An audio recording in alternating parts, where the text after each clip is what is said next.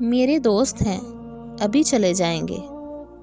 مولوی صاحب آ رہے ہیں، تم پانی پیو۔ ایمن نے ہچکچاتے ہوئے پانی پیا اور اگلے ہی لمحے وہ بے ہوش ہو گئی۔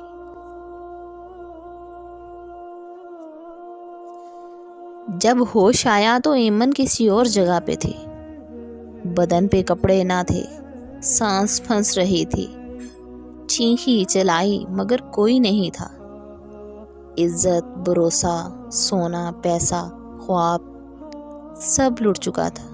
وہ بھاگی بے حال، ننگے پیر۔ کئی گھنٹوں بعد جا کے ایک سڑک ملی، مگر کسی نے گاڑی نہ روکی۔ آخر ایک پرانا سا رکشہ ملا جو اسے گھر چھوڑ آیا۔ دروازہ کھولا تو بھائی آگے بڑھے۔ دفع ہو جاؤ یہاں سے، ہمارے خاندان کی عزت خاک میں ملا دی تو نے۔